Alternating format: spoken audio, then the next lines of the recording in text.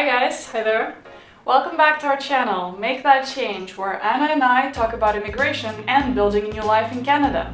And today we would like to talk about the bouquet of benefits that Canadian law and government provide to its citizens and residents. Most of these benefits are financial support, and the amount usually depends on your specific situation. Our small research has shown that it's not only the new immigrants to Canada who usually don't know what benefits are available to them, but it's native Canadians as well who have no clue about the full spectrum of financial and social support that Canadian government can offer. So the goal for us with this video is to give you a brief overview of the most valuable benefits that are available in Canada.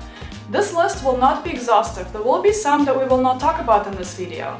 But if there are some benefits that you're particularly interested, feel free to skip through the respective chapter or leave some comments below, and we'll try to see if we can make another video on that. We will also make sure to leave some useful links in the description below so that you can refer to the official government website for details on specific benefits. And last thing before we begin, these benefits are not free money. They are publicly funded from the taxes we pay from our salaries.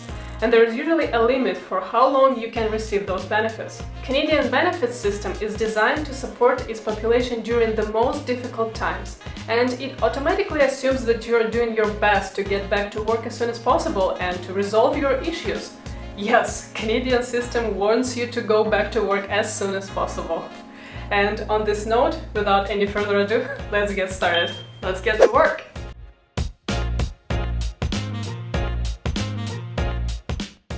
Alright, so let's start with the most fundamental benefit, which is healthcare.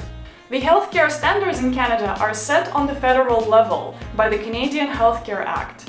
However, the healthcare services are delivered by each province individually, which means that depending on which province you're in, you'll need to have a separate Medicare card for that province. In order to qualify for the provincial healthcare services, you must be a permanent resident in that specific province. There are some exceptions, of course. In Quebec, for instance, one must live in the province for at least 3 months to be able to qualify for the Quebec healthcare card. However, in Alberta, for instance, you can get your healthcare card instantly. The Medicare covers all the basic healthcare services, things like physicians and hospital care. And there are generally a ton of other things that are not covered by the provincial or the federal healthcare system. These services include things like vision care, dental care, unless it's an emergency, prescription drugs, ambulance services, and home care. For more details on specific coverage in your province, I suggest you check out the health insurance program in that specific province. For instance, the Ontario Health Insurance Program provides free eye examination to people before 20 years old and after 65 years old, which might not be the case for some other provinces. Good news is that for majority of employers, the private healthcare insurance that covers all of these things like dental care, vision care, and so many more, including some nice massages, all of that is provided by the employer as part of their basic compensation package. This means that if you're employed full-time, you're getting the private insurance at little to no cost. And from healthcare system benefits, we get to childcare benefits. The latest update to the childcare benefits system was made not too long ago in 2016. So the parent who is primarily in charge of the care and upbringing of the child can apply for the childcare benefits in Canada. They will get a tax-free payment every month to help with the cost of raising children under 18 years of age. Any Canadian resident, even a temporary resident who's been in Canada for 18 months, can apply for childcare benefits. The monthly payments you get from the government depend on the province you live in and your monthly income, and it can be anywhere between $100 to $500, but in some cases even more. And as usual, different provinces have different additional programs to help you in raising your child. So when you're choosing your province, make sure to check out the childcare benefits they provide. Most of those programs are targeted towards families with lower incomes. It means if your income is not good enough, Canada will take care after you. Apart from making sure that Canadians are healthy and are able to safely raise their children, Canada also wants to make sure that their employees have the protection that they need. There is a handful of employment benefits available to Canadians. Mandatory employee benefits in Canada include things like pension, parental leave, paid time off, and employment insurance. So let's start with pension. Canadian pension plan is mandatory and contributory savings plan for all Canadians that are employed. Effective January 1st, 2020, employees and employers contribute slightly over 5% of their total salary up to a maximum of $58,700.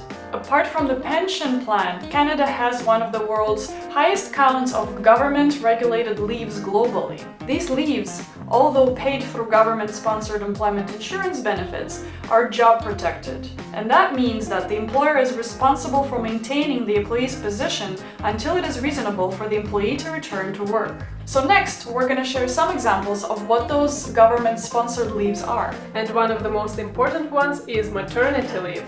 Canadian government pays benefits to the biological mother, including surrogate mother, for up to 15 weeks. A woman may choose to receive benefits at any time, from the 12th week preceding the expected week of delivery or starting the week of delivery, and can end as late as 17 weeks after the expected date of delivery. Leaves are based on governmental or provincial mandates and vary by province, and the maximum amount you can get is $595 per week. 15 weeks for just the mother is far not enough to make sure that the family can take care of the newborn child.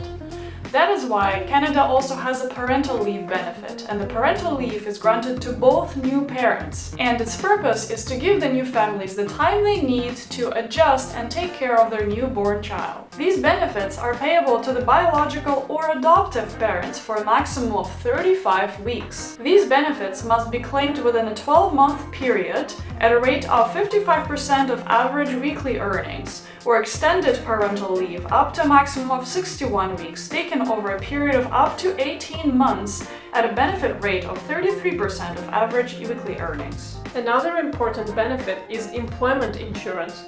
If you are forced to leave your job or you have to quit for a just cause, you are entitled to receive unemployment insurance. Please note that one cannot just leave a job and get employment insurance, because remember, Canada wants you to get back to work as soon as possible. So you have to have a legitimate reason among the accepted reasons for voluntary leave. I'll leave the link in the description box below for you to learn what those reasons are. For most people, the benefit level is 55% of an employee's average insurable weekly earnings, up to a maximum amount. For instance, as of January 1st, 2020, the maximum yearly insurable earnings amount is $54,200, which means that an employee can receive a maximum amount of $573 per week. The maximum benefit period varies from 14 to 45 weeks. It depends on regional unemployment rates, as well as how long you've worked for before and whether you've received employment insurance before. And to wrap up this section of employment benefits, let's talk about my favorite one, paid time off.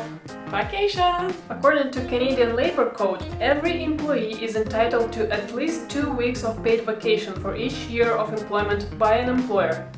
This is nowhere near what most of European countries offer, but still is better than the US, whose Labour Code does not reinforce paid time off at all.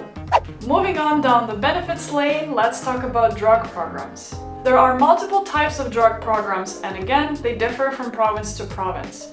One of the most popular drug programs is made for seniors of over 65 years of age. Some other programs are targeted towards specific drug treatments for serious illnesses like cancer or diabetes or some metabolic diseases, disorders that disrupt a person's normal metabolism and can damage organs or lead to organ failure. Such programs typically attempt to cover full cost of drugs to treat the aforementioned conditions.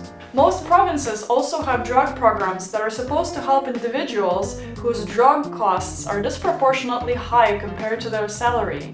In Ontario, for instance, we have a Trillium drug program that helps individuals manage drug costs if they have to spend more than 4% of their salary on drugs. And now let's talk about Homebuyer Benefits. Canadian government wants to support you and entice you to buy and build more homes.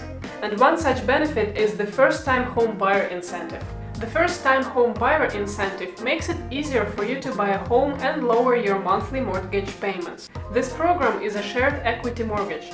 This means that the government shares in the upside and downside of the property value. It allows you to borrow 5 or 10% of the purchase price of a home, and then you pay back the same percentage of the value of your home when you sell it, or within a 25-year window.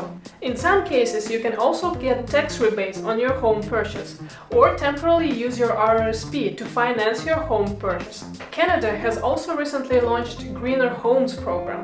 It means that they offer grants of up to $5,000 to homeowners who are trying to make their homes more energy efficient. Moving on, let's talk a little bit about education and student benefits. Generally, education in Canada is not free. However, the Canadian government has done a thing or two to make education a little bit more accessible for everyone. The Canada Student Financial Assistance Program offers grants and loans to full-time and part-time students. These grants and loans help students pay for their post-secondary education. If you receive a grant, you don't have to repay it back. And if you receive a loan, you don't have to repay it until after you've graduated from school, and you will only pay an interest rate which is generally a lot lower than any other interest on the market. The amount of the grant and the loan that you'd receive depends on your income, how much your studies cost, and how much you're going to spend while going to school. Yes, you heard me right. The loans and the grants that are given to you also take into account the cost of books, accommodation, food, and transportation during your studies. Canada also has apprenticeship grants and loans, which supports individuals who want to study skilled trades. If you're curious to learn more about what falls under the term skilled trades, I will leave a link below, so check it out. On top of the federal loans and grants program, each province tries to support their population financially as well. If you want to learn more about different programs offered by each province, please check out the link that we'll leave in the comments below. So here we are, we've just discussed 9 most common benefits in Canada. But on top of that, there are also disability benefits, compassionate care, military and veteran benefits, victims of crime, and Indigenous peoples benefits. We're not going to cover those in this video, otherwise it would be too long, but we will leave some useful links below for you to read through if you're interested. This list is not final or finite. And as we already mentioned, there is a multitude of benefit programs which are provided on a provincial level, and the Government of Canada constantly responds to the ever-changing situations in the world. For instance, when the COVID pandemic hit and the entire country got locked down, many lost their job, businesses were at risk, and many folks suffered from the government-imposed anti-COVID measures. And in order to support its population, Canada introduced over 10 benefits and programs to support local businesses and people who lost their jobs and needed financial support. Yeah, and such benefits include things like wage subsidy for small businesses to help them hire and rehire workers, sick subsidies in case you got sick or had to self-isolate, or things like rent subsidy for landlords and businesses who lost income because of COVID. And there was also the most important CERB benefit, which was paid to those employees who've lost their jobs because of COVID lockdowns. And since almost everyone was forced to work from home, and some of us had to equip our homes with a proper office, the Canadian government allowed us to deduct the expenses associated with setting up a home office from our annual income in 2020. And that's it for today, guys. Thank you so much for watching. If you'd like to stay tuned for any new upcoming videos, please make sure to hit the subscribe button and also like the video if you found it valuable. And also, feel free to share the video with any of your friends that you think might benefit from it. Alright, see you in the next one. Take care. Bye!